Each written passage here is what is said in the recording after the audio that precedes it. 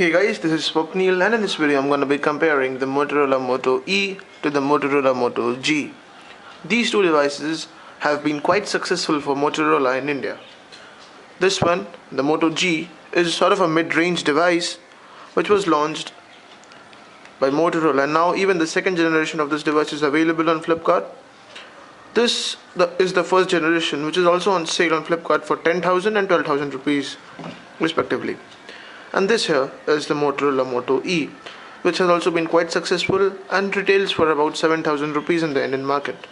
I have already made unboxings and reviews for these devices, so I will link them in the description. Anyways, we'll get started with the comparison here. My main motto of this comparison is to break out the differences between the two, and is it worth spending the 3 to 4,000 rupees extra for the Moto G. Let's get started.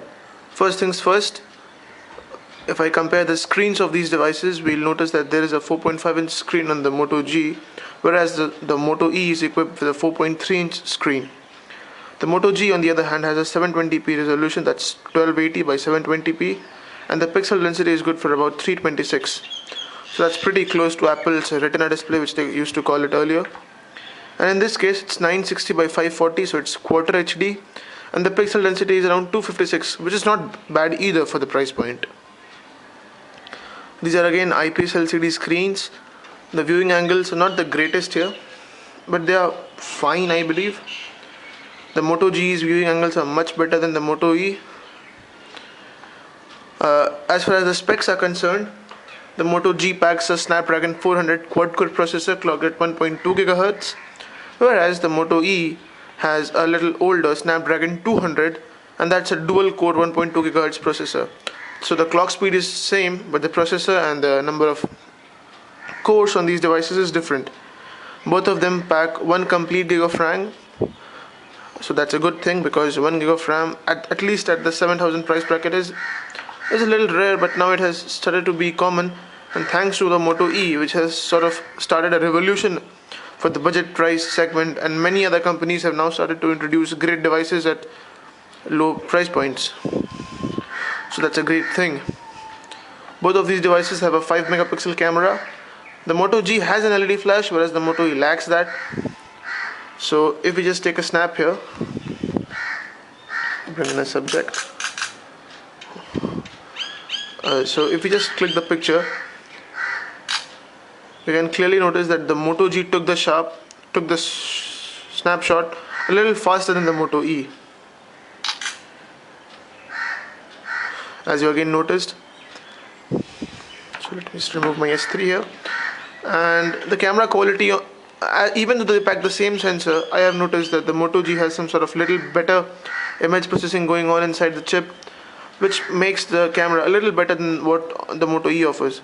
Even though the camera on the Moto G is not that good, but when compared to the Moto E, it's a little better.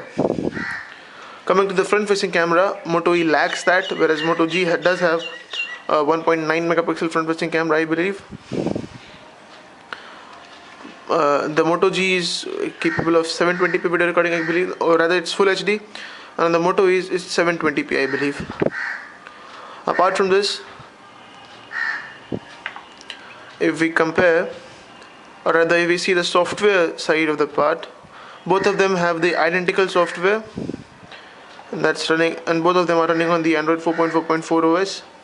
That's KitKat, currently the latest version. However, Lollipop has been announced and it would roll out on 3rd November, so I would be making videos on that as well for the Moto E, so you want to stay tuned with me for that.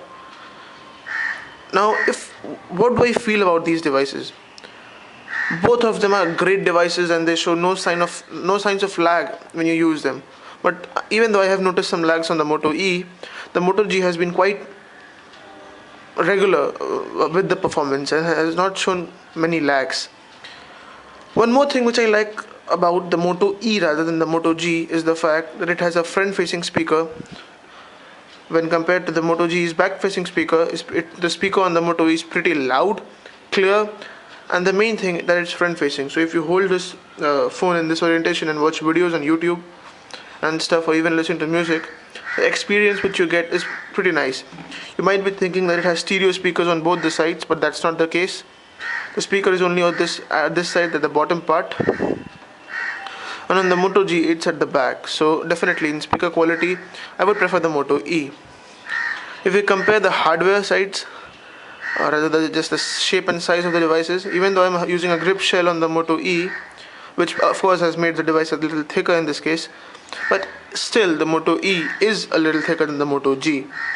The Moto G has a little subtle curve at the back, if you would notice. So it has been borrowed again from the Moto X first generation, so there's a subtle curve here.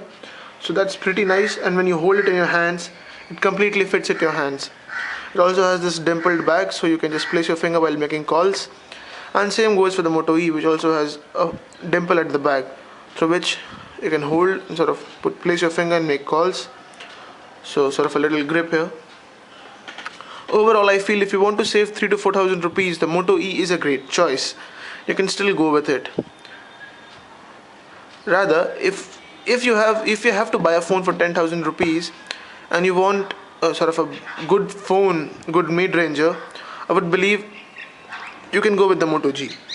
No problems there, the first generation Moto G. But as the second generation has already been out there for a month now, I would suggest you to just increase your budget if you wish to buy the old Moto G, and go with the newer Moto G, because it also has front-facing speakers, better cameras, bigger display and stuff. But if you want a phone that's not so costly, and if you want a little affordable phone, the Moto E is a great choice, and you can even save 3 to 4,000 rupees by going with the Moto E. Only problems here on the Moto E is the front-facing camera and the LED flash. Apart from which, the Moto E is a fantastic device, and I would recommend the Moto E over the Moto G because of the price to performance ratio of these devices. Anyways, thank you guys for watching this video and hope you enjoyed it, and if you did so, feel free to hit the thumbs up button down below, and so don't forget to subscribe. You can also follow me on Facebook and Google+, links to them would be in the description. And thank you for watching guys, and hope you enjoyed it.